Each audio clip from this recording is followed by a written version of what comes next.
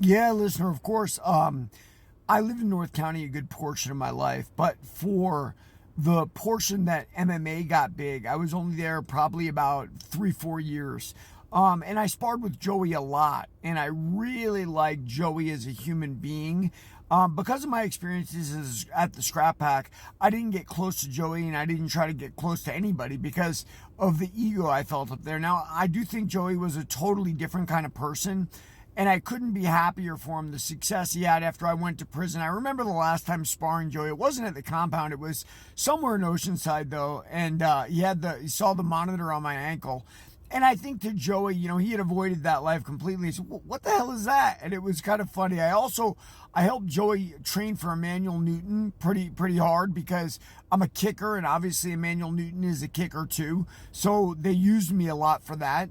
And Joey and I had a great time. Now, when I came out of prison, I challenged Joey for his bare knuckle title. But, listen, man, that's the heart of a fighter, wants to get back in there and bang it out. But one thing about Joey is he never disparaged me or said anything bad about me, or, and he was always a gentleman. And I look, I have the highest praise in the world for him. As opposed to the guys at the Scrap Pack, I stink. Oh, really? I stink. So Joey Beltran, who was BKFC heavyweight champion, uses me and knows I'm good, but you Scrap Pack guys think I stink. Anyway, who cares? Sean Loeffler, I don't know I'd never met Sean.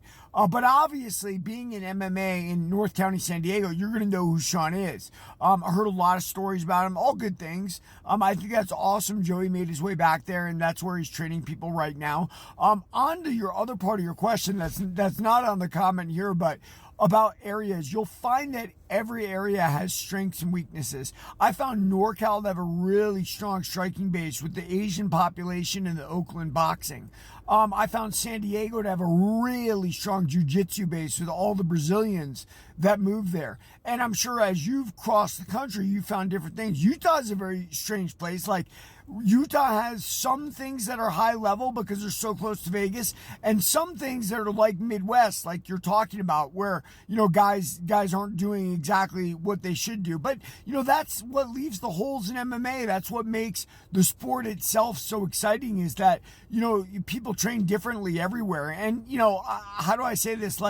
On football teams, there's a conventional knowledge. There isn't that in MMA necessarily. Every team is a reflection of the coach and a reflection of the personalities, and that's what makes it so awesome. Now, the funny part is we very rarely get to see the personalities.